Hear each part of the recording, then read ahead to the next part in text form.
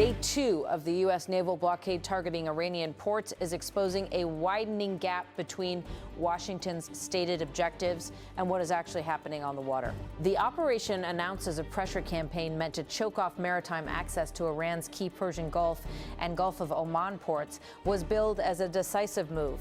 But commercial traffic is still moving through the Strait of Hormuz, and multiple ships linked to Iranian trade have been recorded completing transits after the blockade start.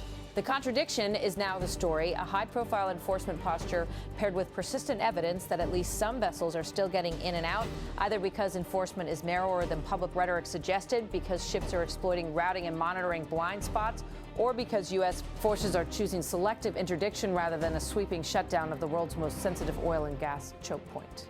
The blockade was declared in effect on Sunda, April 13th, and U.S. officials have described it as a focused maritime restriction aimed at traffic entering and exiting Iranian ports, not a blanket closure of the Strait of Hormuz to all shipping.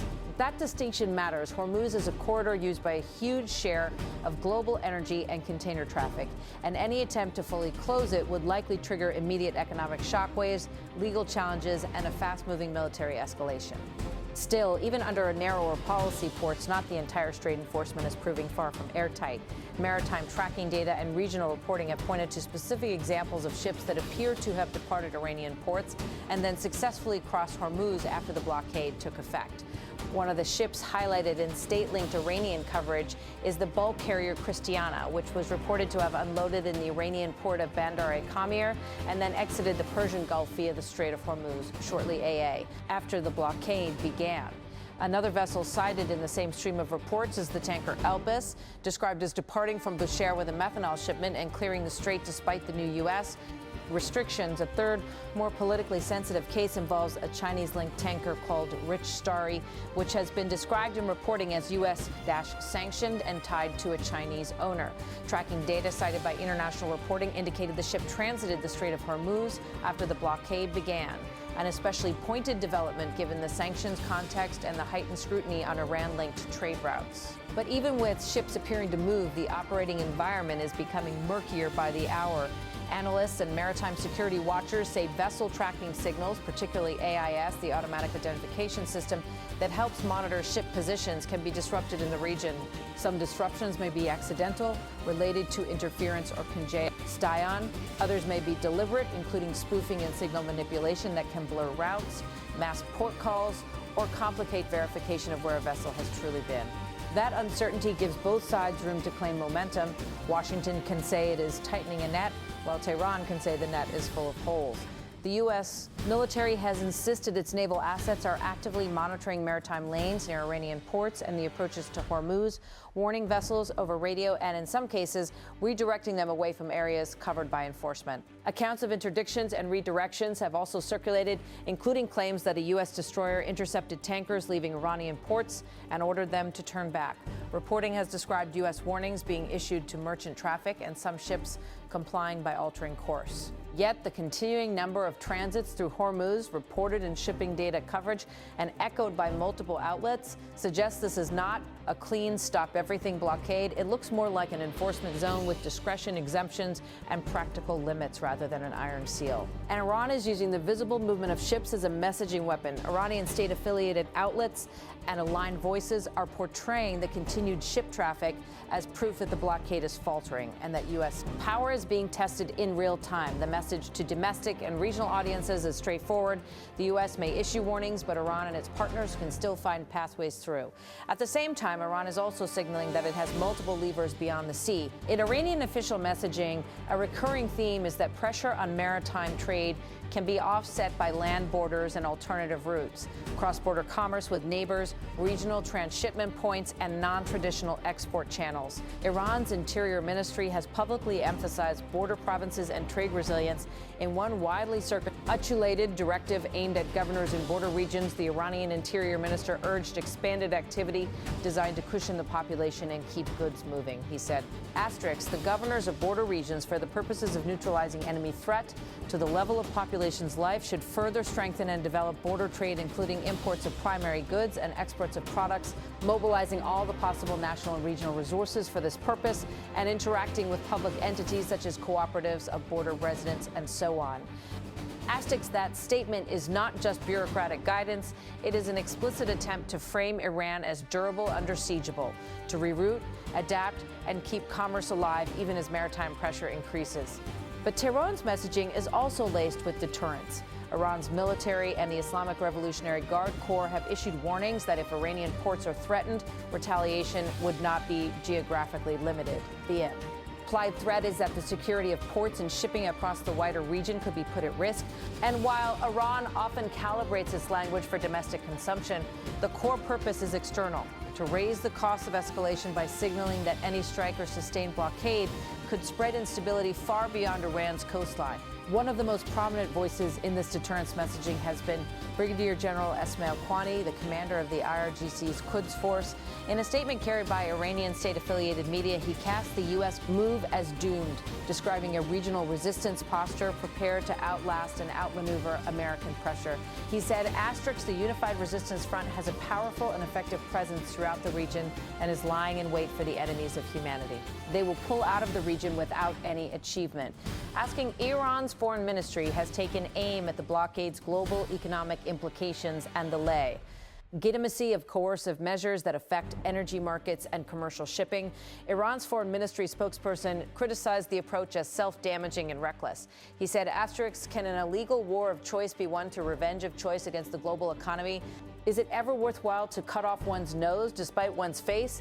-D, this is the strategic framing Iran wants. Not only that the blockade is illegal or unjust, but that it is irrational, a blow that harms global commerce and by extension harms the very countries trying to enforce it. Iran's military rhetoric has also included direct language about who can transit the strait and under what conditions, language that implies Iran sees itself not merely as a coastal state, but as an actor with enforcement authority over the passage. Iran's armed forces spokesperson laid down a stark warning. He said, enemy-affiliated vessels do not and will not have the right to pass through the Strait of Hormuz. Other vessels will be allowed to transit the strait in compliance with the regulations of the armed forces of the Islamic Republic of Iran. That line matters because it hints at a broader escalation ladder: selective harassment, inspection claims, detentions, drone overflights, threats to insurers, cyber disruption to port logistics, and other measures that can create fear and friction even without firing a shot on the U.S. Side, the political messaging is now complicated by the reality that the blockade, at least in the first 48 hours, does not look like a complete shutdown. And that has forced American officials to talk about enforcement in conditional terms, monitoring, warning, redirecting, targeting where necessary, language that suggests capability, but also constraint.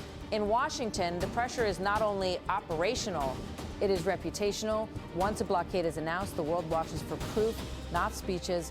Proof: every AIS ping, every port departure, every successful transit becomes a data point that can either reinforce U.S. deterrence or undermine it.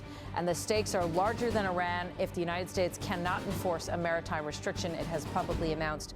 Adversaries elsewhere draw conclusions. Allies, too. Insurers price risk accordingly. Shipping firms shift routes or hedge or delay. Energy markets react not just to reality, but to perceptions of control and credibility. That's why the reports of continuing transits, especially by ships described as Iran-linked or U.S. sanctioned, have gotten so much attention. The rich, starry case, in particular, has become a symbol. The ship's reported passage, paired with the sanctions angle, and its Chinese linkage, puts a spotlight on how difficult it is to apply unilateral pressure in a global shipping ecosystem where ownership, flag states, cargo origins, and port calls can be layered and opaque. Iran-aligned voices have amplified that symbolism aggressively, including through social media, oaths that mock the blockade as performative and selective. The propaganda punchline is designed to land in one sentence: the U.S. announced control, and then a sanctioned ship sailed anyway. At the same time, Washington appears to be weighing an off-ramp, at least rhetorically. President Donald Trump has signaled that diplomacy may restart quickly even as military pressure ramps up.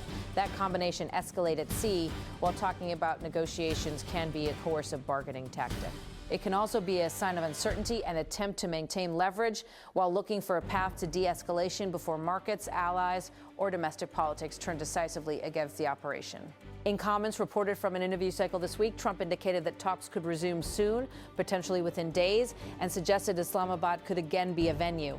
Other reporting from the same period has described mixed signals on whether Pakistan would host again and whether European countries might.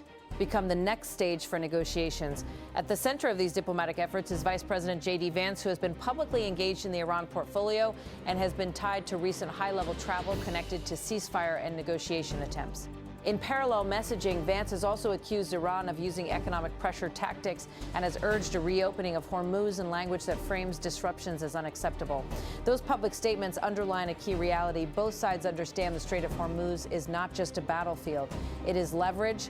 And right now, the picture is messy. U.S. forces can patrol, warn, and interdict selectively. Iran can threaten and disrupt without formally closing the strait. Commercial shipping can keep moving, but with higher risk premiums, higher insurance costs, and growing uncertainty about what will be allowed tomorrow that was allowed yesterday.